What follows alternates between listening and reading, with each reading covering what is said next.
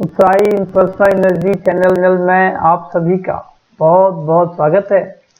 आज हम एक ऐसे विषय पर बात कर रहे हैं जिस विषय पर बात करने से अक्सर दूर रहने का प्रयास किया जाता है, क्योंकि इस बात को सही प्रकार से समझा ही नहीं गया है। इसलिए इस बात को ना करने की कोई बात होती है, एक डर लगता है ऐसी बात करने से। यह एक अति दुर्लभ वीडियो है, ऐसा वीडियो बार बार नहीं मिलता।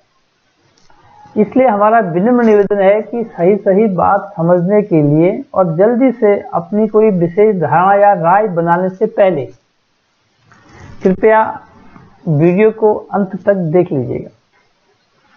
उसके बाद अपने बहुमूल्य कमेंट्स जरूर लिखिएगा। हम यह जानने का प्रयास कर रहे हैं कि ईश्वर की असीम शक्ति कैसे ब्रह्मांडीय व्यवस्था के भीतर कार्य करती है और परमात्मा की मुख्य कमजोरी क्या है। मन में यह प्रश्न उठता है कि क्या ईश्वर वास्तव में कुछ भी कर सकता है? हमारे पुराणों में, शास्त्रों में किन्हीं विशेष अवसरों पर परमात्मा द्वारा अपने निराकार और साकार स्वरूपों के विशेष कार्यों का उल्लेख मिलता है। हम अक्सर दैवी शक्ति को असीमित मानते हैं, पर कभी कभी यह लगता है कि परमात्मा अपने ही नियमों को तोड़ भी देता है।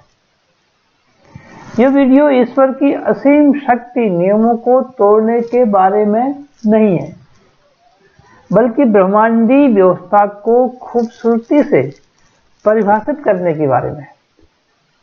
आध्यात्मिक विषयों पर वीडियो देखने के लिए अगर अभी तक आपने इस चैनल को सब्सक्राइब नहीं किया है तो पहले वो कर लीजिए। हम उस आध्यात्मिक सत्य की गहराई में उतर रहे हैं कि ईश्वर की शक्ति सीमाओं का पार करने के बारे में नहीं है।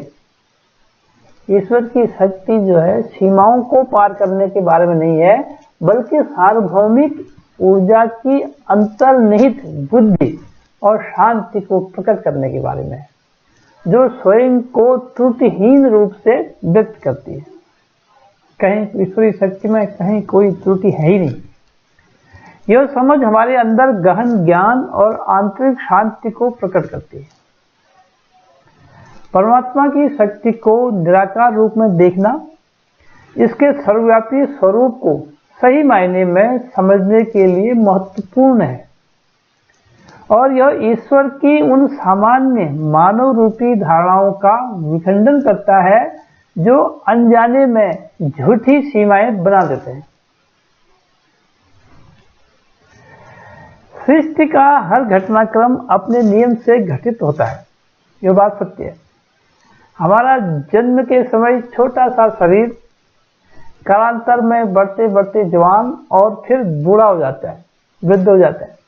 यह सब सृष्टि निर्माता द्वारा प्रदत्त शक्ति से ही संभव होता है। सृष्टि निर्माता द्वारा प्रदत्त शक्ति से ही पृथ्वी अपने केंद्र पर घूमती है। परमात्मा जो कि इस सृष्टि के कण कण में व्याप्त है, यही इस सृष्टि का निर्माता, नियंता, संचालक और स्वामी है। परमात्मा ही अपने द्वारा बनाए गए नियमों का रक्षक है।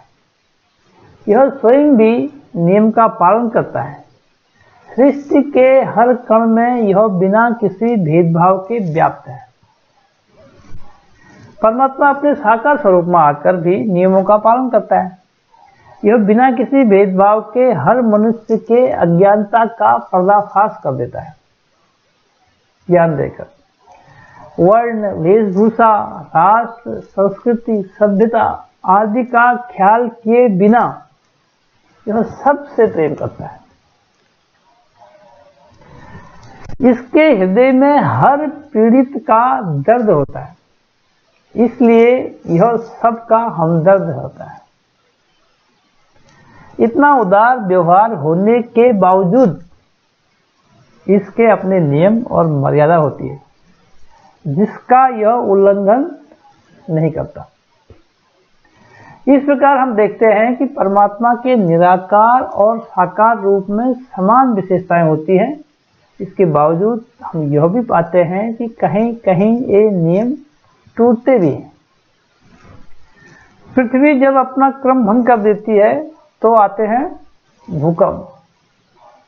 सागर अपने किनारों को तोड़कर बाहर आ जाता है, फलस्वरूप चक्रवात आता है। नदियां अपने किनारे तोड़ देती हैं और शहर के शहर बाढ़ के पानी में डूब जाते हैं। पहाड़ अपने स्थान से खिसक जाते हैं और गांव के गांव दब जाते हैं। कुछ सालों में लोग भूल जाते हैं कि यहाँ कोई गांव भी था। अब साकार रूप में देखते हैं। श्री राम जी ने महाबली बलि पर छिपकर वार किया। महाभारत के युद्ध में श्री कृष्ण अपनी शस्त्र न उठाने की प्रतिज्ञा भूलकर भीष्म पर चक्र लेकर दौड़ पड़े। अपने भक्त प्रहलाद की रक्षा हेतु भगवान विष्णु ने नृसिंह का अवतार लिया। नृसिंह न पूरी तरह नर थे और न पशु। प्रहलाद को गर्म तेल से भरे कढ़ाई में डाला गया और गर्म तेल शीतल जल में बदल गया। मीराबाई को उनके ससुराल वालों ने जहर भेजा पीने के लिए, लेकिन वह जहर अमृत बन गया, ऐसा पढ़ने और सुनते हैं। इन घटनाओं की गहराई में जाते हैं तो पाते हैं कि ये सब नियम तोड़ने के ही तो उदाहरण हैं। यद्यपि परमात्मा सर्वशक्तिमान है, इसका साकार रूप सद्गुरु भी परम शक्तिशाली है, लेकिन इसकी एक कमजोरी भी है। वो कमजोरी है भक्ति। कोई भक्त जब सर्वस्व समर्पण करके इसके चरणों में अरदास करता है तो फिर यह किसी नियम की परवाह नहीं करता। नियम रखे रह जाते हैं और भक्त का बाल भी बांका नहीं होता। ऐसे ही हम सभी उदाहरणों में देख सुन रहे हैं। एक प्रसंग और आता है। कबूतर जिसके नीचे तीरंदाज धनुष पर तीर चढ़ाए खड़ा था, ऊपर बाज घूम रहा था। जब परमात्मा से प्रार्थना करता है तो तीरंदाज का निशाना कबूतर के बजाय बाज पर लगता है। कबूतर बच जाता है समर्पण के कारण। अतः समर्पण ही परमात्मा की कृपा प्राप्त करने का एकमात्र उपाय है। यही इसकी कमजोरी है।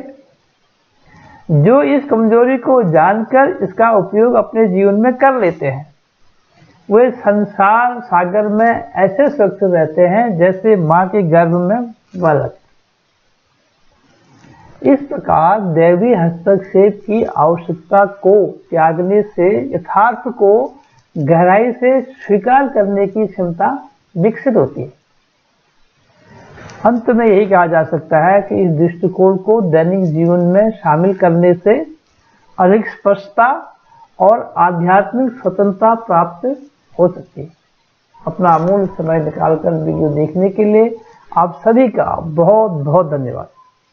यदि इस वीडियो से आपको थोड़ा कुछ भी प्राप्त हुआ है तो और अधिक आध्यात्मिक विषयों पर वीडियो देखने के लिए, हमारे मोटिवेशन के लिए चैनल को लाइक, शेयर और दिल से सब्सक्राइब कीजिएगा।